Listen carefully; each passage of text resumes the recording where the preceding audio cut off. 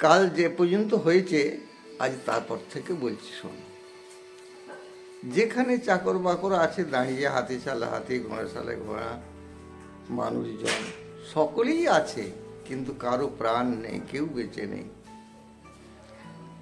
সব পাথর হয়ে গেছে। ওরা তিন ভাই বাড়ির মধ্যে ঢুকে গেল, কিন্তু বাধা দেওয়ারও নেই, সব খোলা, ঘর দুয়ার সব খোলা। এইবার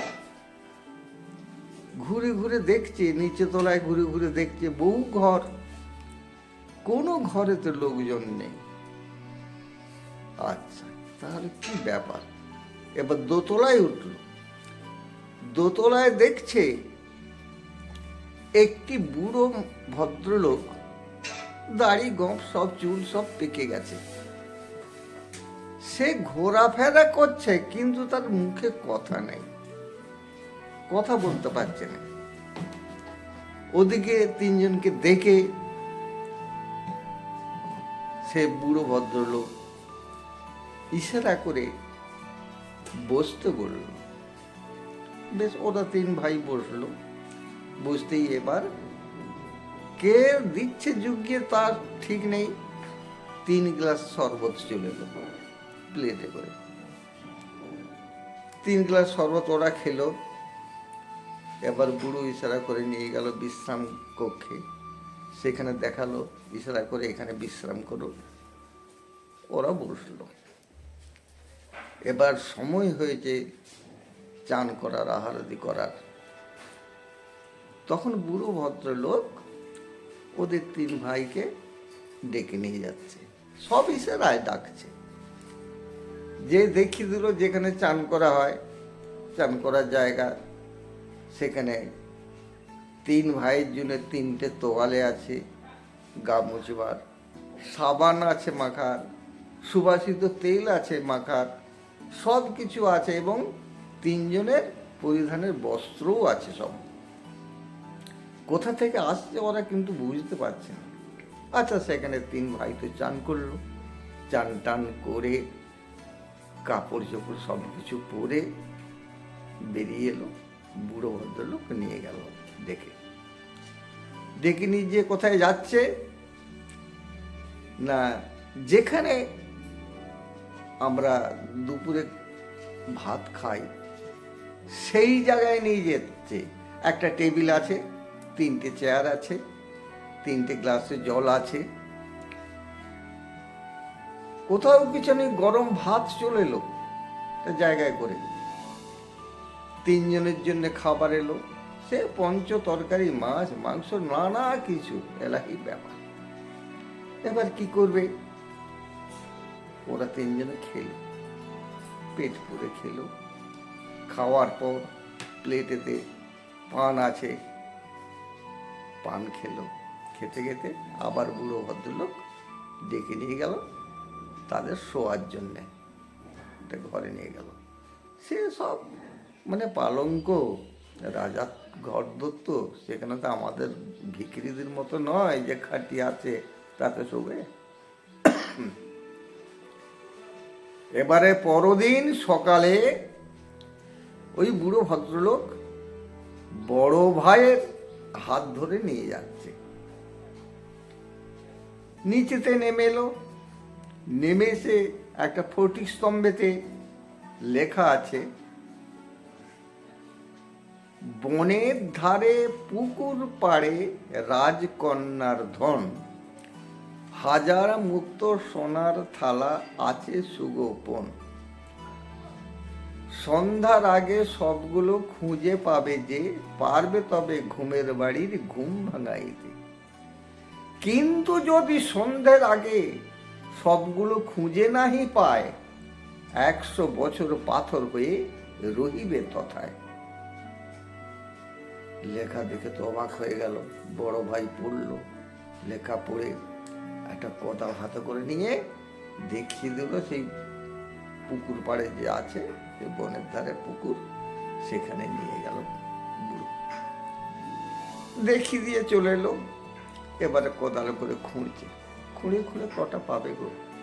ওই 4-5 মুক্ত পেল, থালার কোনো হদিস পেল না। সন্ধে হয়ে গেল, সবগুলো খুঁজে পায়নি, সেখানে পাথর হয়ে গেল। যা সর্বনাশ হলো। তারপরও দিন এবার মেজ ভাইকে নিয়ে যাচ্ছে সেই লেখাটা পড়ানোর জন্য। ওই লেখাটাই পড়ালো। পড়ানোর পর সেও গেল কোদাল হাতে করে নিয়ে। সেও খুঁজে খুঁজে বড়দার চেয়ে ওই 1-200 মুক্ত পেল আর কি। সেও সব পেল না। তখন সেও সন্ধ্যের সময় পাথর হয়ে গেল। এবারে আছে মাত্র ছোট ছেলে, রাজার ছোট ছেলে, ছোট ভাই। তারপরও দিন লেখাপড়াতে নিয়ে যাচ্ছে ছোটকে। ছোট লেখাটা পড়লো, পড়ে বনের ধারে যেয়ে চুপ করে দাঁড়িয়ে ভাবছে, যা আমার বড়দা মেজদা তারা পাথর হয়ে গেল, আমিও বোধহয় পাথর হয়ে যাব, আমি কি আর পাবো খুঁজে? এইরকম ভাব চিন্তা করছি, দাঁড়িয়ে দাঁড়িয়ে ভাবছে কি করব কি করব। এমন সময় মনে পড়ে গেল পিমড়েদের কথা। তখন পিমড়েদেরকে স্মরণ করে বলছে, বন্ধু পিমড়ে, তুমি তো বলেছিলে উপকার করব, তা আমি বড় বিপদে পড়েছি, আমাকে উদ্ধার করো।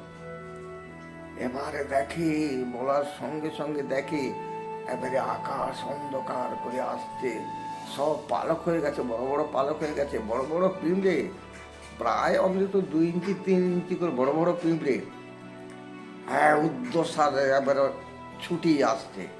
এসে বলছে, কুমার কি হয়েছে, কি বিপদে পড়েছ? বলছে, দেখো না এই পুকুর পাড়ে লুকোনো আছে হাজার মুক্ত আর একটা সোনার তালা, সন্ধ্যের আগে সব খুঁজে দিতে হবে, না হলে আমি পাথর হয়ে যাব। আমার বড়দা মেজদা তারা খুঁজতে এসে তারাও পাথর হয়ে গেছে।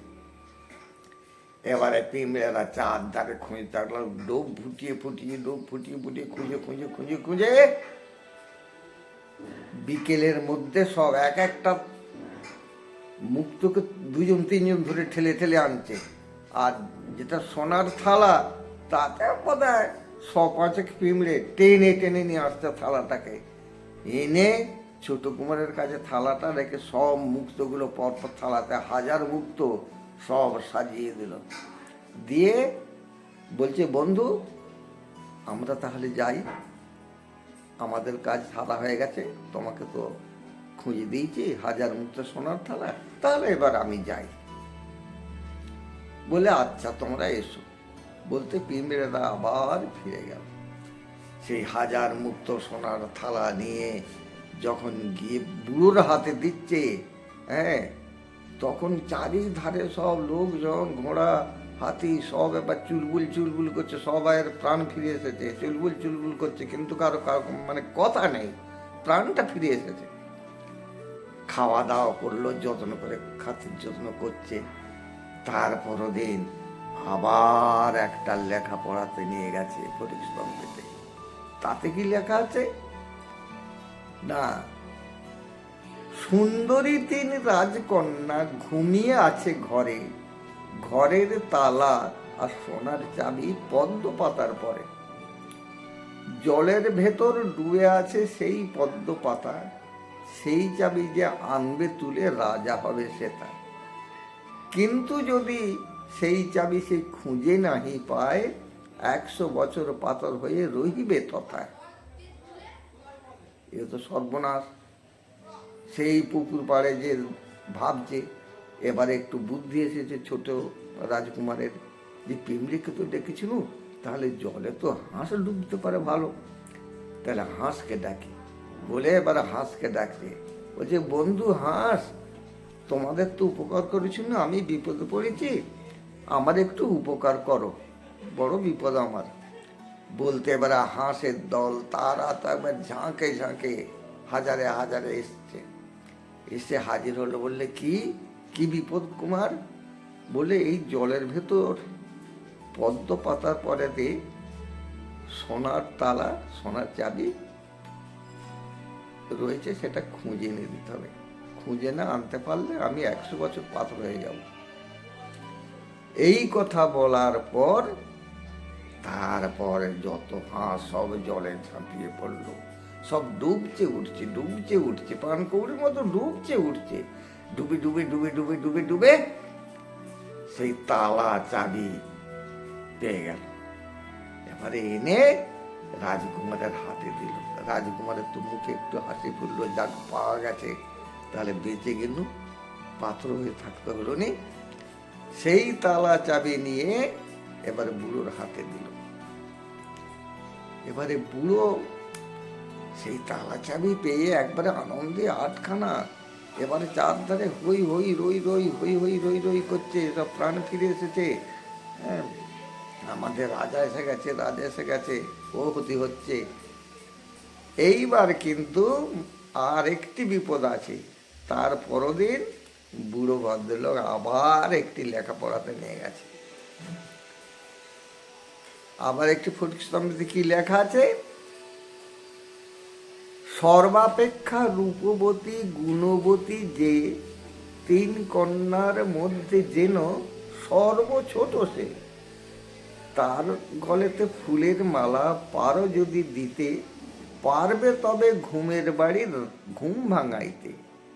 কিন্তু যদি সুন্দরী সে ছোট নাহি হয়, যার গলায় মালা দেবে সে যদি প্রকৃত ছোট না হয়, তাহলে 100 বছর পাথর হয়ে রইবে তথায়। এইবার তিন কন্যা ঘুম থেকে উঠেছে, মালা নিয়ে দাঁড়িয়ে আছে, ওকেও একটা মালা দিয়েছে হাতে, কার গলাতে দেবে ভাবছে। সব দেখতে একই রকম, একই চোখ, একই নাক, একই মুখ, একই রকম ফর্সা, একই চুলের বাহার, একই পোশাক পরা, চিনতে পারছে না। কি করে চিনবে কে ছোট কে বড়? মুখের আকৃতিও সেই রকম, যে বড় ছোট হলে একটু মুখের কাটিংটা হবে, কিন্তু তা না, সব এক রকম। তখন মনে পড়ে গেল মৌমাছিদের কথা, বলে দেখি মৌমাছি বন্ধু আমার কি করে। তখন মনে মনে ডাকছে, ভাই মৌমাছি, তোমাদের তো উপকার করেছিলাম, তুমি আমার একটু উপকার করো, আমি বড় বিপদে পড়েছি।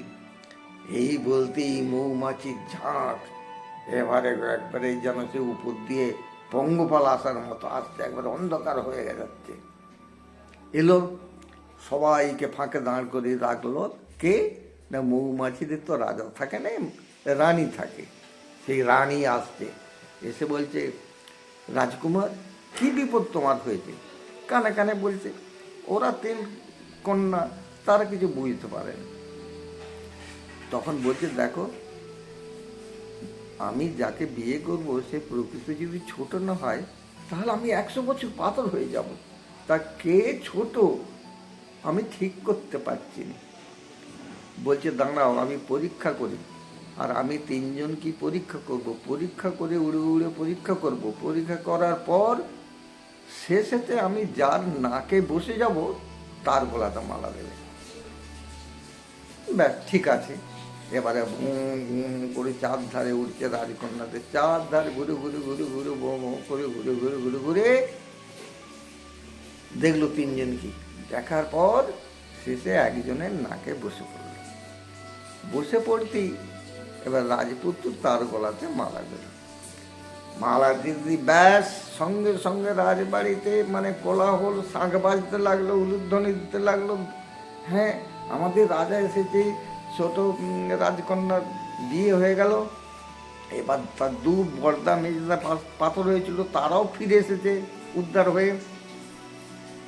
কি করবে এবারে? বিবাহ বাসর করলো, বিয়ে হবে, এটা তো মালা বদল করা হলো। তখন করলো কি, পুরোহিত এলো, এসে ছোট রাজপুত্র বিয়ে হচ্ছে। আর যে বড় মেজ রাজকন্যা রয়েছে, তখন বড়দার সঙ্গে বড় রাজকন্যার আর মেজদার সঙ্গে মেজ রাজকন্যার বিয়ে দিল। তিনজনের সেখানে জাঁকজমক করে বিয়ে হয়ে গেল। বিয়ে হয়ে যেতেই সেইখানেই থাকে, সেইখানেই তাদের এখন ঘর হয়ে গেছে। কিছু দিন থাকার পর এইবার কি করছে জানো?